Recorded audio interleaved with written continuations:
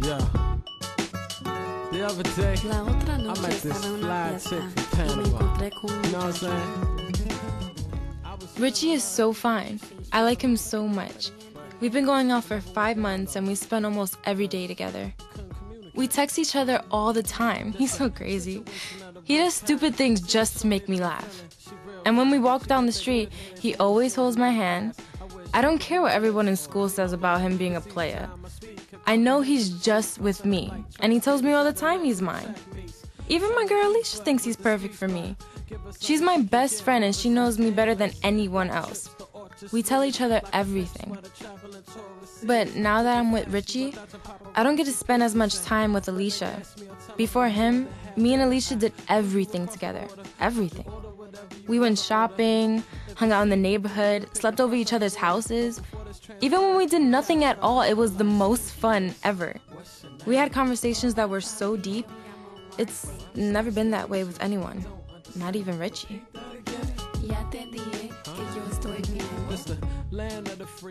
Me and Richie had sex for the first time a few months ago. My mom and dad were working late, and me and him were alone at my place. I was so nervous, but I was ready. I told him that we had to use a condom because that's the right thing to do. We're still having sex. Sometimes he forgets to use a condom, but I'm not worried. It only happened a few times. The thing is, I'm starting to miss Alicia a lot. She's always on my mind. I think about her in, that way. She's pretty. Actually, she's hot. I can't stop noticing it. I mean, I like sex with Richie, but sometimes I can't stop thinking about how beautiful Alicia is. Or how much I want to kiss her. Or go even further. So I guess I like girls too.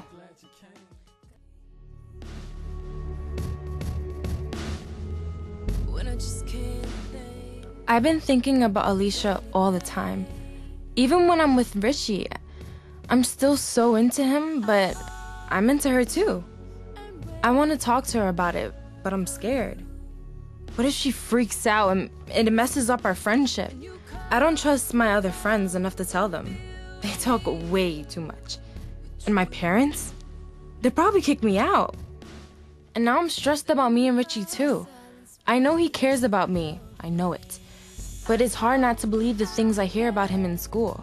Maybe we should have used the condom every time. What if he gave me something?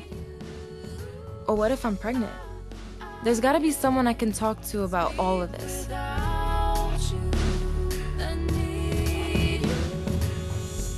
I was getting so worried that I met my guidance counselor at school. She was really nice and helpful and gave me a book called Teens in NYC.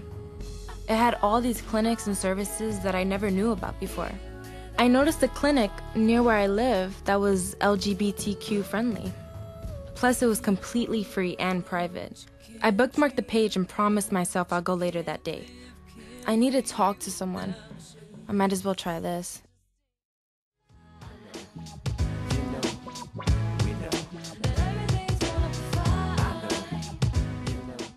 When I got to the clinic, I had a headache. I wanted to throw up everywhere. I had so many questions, but I didn't know how to ask any of them. From the second I walked in, everyone was so nice. The lady at the front desk asked why I was there.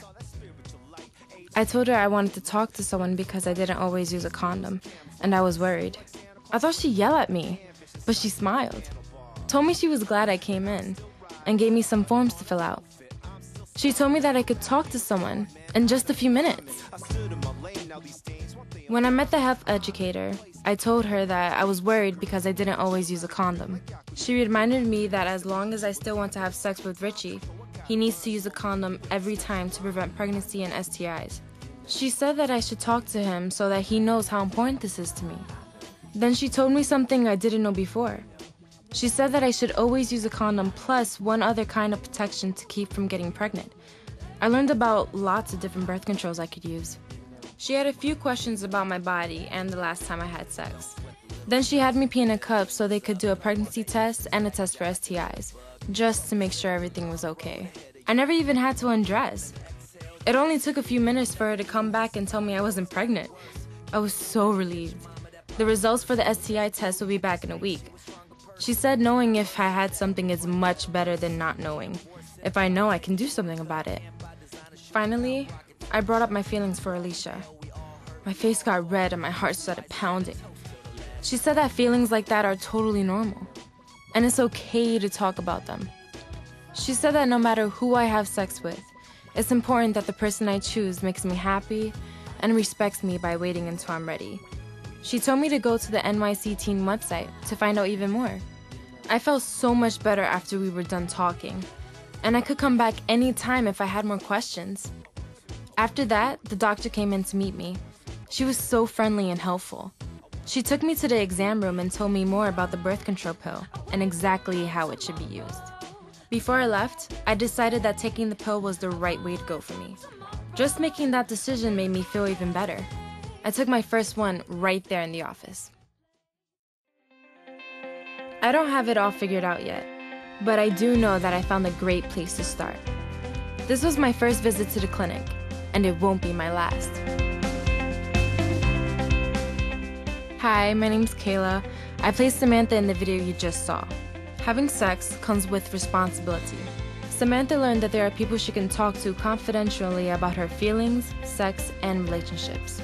She made the decision to start the birth control pill right away. If you are going to have sex, always use a condom and another form of birth control to prevent pregnancy and sexually transmitted infections, including HIV.